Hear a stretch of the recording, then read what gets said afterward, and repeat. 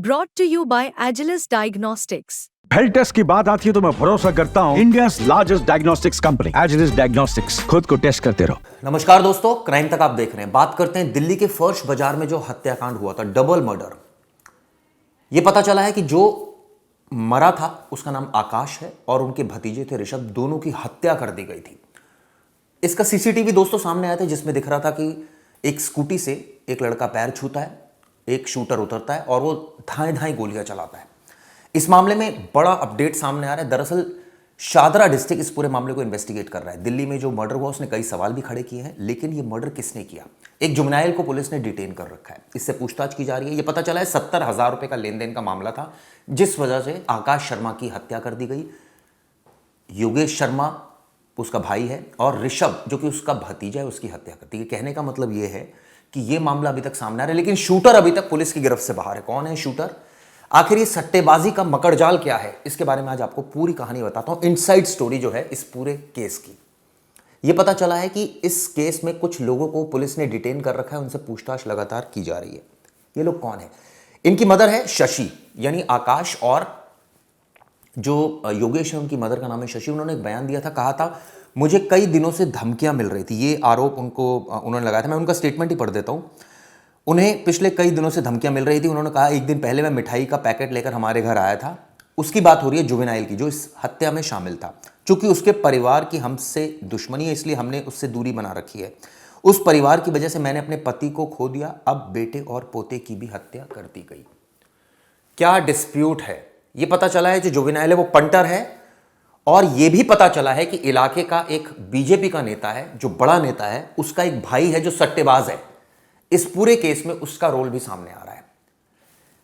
Police का कहना है कि वेरीफाई किया जा रहा है, अभी यह पक्का है नहीं, यह अभी जांच का विषय है। हालांकि अगर जांच में सबूत उसके खिलाफ आएंगे तो नेचुरली कार्रवाई की जाएगी। ये कैसे ट्रेल बनी, क्यों मार दिया गया योगेश के भाई आकाश को? टारगेट योगेश भी था, यह भी पता चला है, लेकिन ऋषभ सिर्फ इसलिए मर गया, यानी भतीजा इसलिए मर गया क्योंकि वो बचाने आ रहा था अपने चाचा को। यह पता चला है। जो पुलिस का कहना है, बड़ी अहम बात बताई है पुलिस ने, कि दोनों के खिलाफ मुकदमे हैं, यानी कि जो दोनों मरे हैं आकाश के खिलाफ मुकदमे हैं, और साथ साथ जो मुकदमे हैं वो योगेश के खिलाफ भी है। आकाश के खिलाफ मैं आपको बता दूं टोटल कितने सारे मुकदमे हैं। ये डीसीपी प्रशांत गौतम है शादरा के, उनका बयान है 2004 में पहला मुकदमा दर्ज होता है आकाश शर्मा के खिलाफ। 2006 में भी 2 केस दर्ज होते हैं मारपीट के। 2006 में एक मामला और दर्ज होता है, वो दर्ज होता है सट्टेबाजी का, यानी गैम्बलिंग का। 2013 में एक चीटिंग केस दर्ज होता है, और 2015 में गैंगरेप केस दर्ज होता है। ये पता चला है कि एक पुलिस वाले की लड़की का गैंगरेप किया था आरोपी ने। यह जानकारी निकलकर सामने आ रही है। विवेक विहार में मामला दर्ज हुआ था। ये बताते हैं last year Sharma had also been booked on the charge of attempt murder. हत्या के प्रयास का मुकदमा भी दर्ज हुआ था, यानी जिनकी मौत हुई वो भी कोई दूध के धुले नहीं थे। मुकदमे दर्ज थे, और 14 मुकदमे दर्ज थे योगेश शर्मा जो उनके भाई हैं उनके खिलाफ। ये जानकारी निकलकर सामने आ रही है। और कई दिनों से उनको फोन पर धमकियां आ रही थी। कौन लोग थे जो धमकियां दे रहे थे और क्यों दे रहे थे? क्या सिर्फ 70,000 रुपए का ये मामला है, या इसके पीछे कुछ और कहानी है? इसकी जांच अब पुलिस कर रही है। इसमें यह भी पता चला है कि इलाके का, जैसे मैंने आपको बताया कि एक बीजेपी का नेता है, उसका भाई है, वो भी सट्टेबाज है। क्या ये एंगल वहां से जुड़ रहा है, तार वहां से जुड़ रहे हैं? ये तफ्तीश की जा रही है। इलाके में ये बताते हैं कॉस्मेटिक्स की दुकान थी शर्मा बंधुओं की, और काफी नामी ये लोग हैं इलाके के, और एक तरह से कहा जाए सट्टे का भी काम करते थे। ये भी जानकारी निकलकर सामने आ रही है पुलिस। लेकिन इसका मतलब ये नहीं कि इस तरह से किसी की हत्या कर दी जाए। ये निश्चित रूप से एक पुलिस के लिए इस केस को क्रैक करना एक बड़ी बात होगी और चुनौती भी है, पहली बात। दूसरी बात, हमने ये भी देखा कि इस तरह के केसेस में अवैध हथियार कितना आसान हो गया ना। आप सोचिए, किसी ने किसी को भी हायर किया, एक शूटर हायर किया जा रहा है, कुछ पैसों में अवैध हथियार आसानी से मिल रहा है। क्या दिल्ली पुलिस को नजर नहीं आ रहा, दिखाई नहीं दे रहा है ऐसे कई इलाके जहां पर अवैध हथियार आसानी से मिल जाते हैं? पुलिस टाइम टू टाइम ऐसे अवैध हथियारों के खिलाफ और आरोपियों को भी गिरफ्तार करती है। लेकिन सवाल यह है कि कितना आसान हो गया मर्डर कराना। आप सोचिए, कुछ हज़ार रुपए दीजिए, शूटर मिल जाते हैं जो बेरोजगार हैं, जो नटोरियस किस्म के हैं, उन पर पुलिस ध्यान नहीं रखती है। पहले अगर मुकदमे हो तो भी ध्यान नहीं रखती है। वो इस तरह की वारदातें कर रहे हैं, और उनको कुछ चंद पैसों में वो जान ले रहे हैं। हथियार इतनी आसानी से मिल रहा है।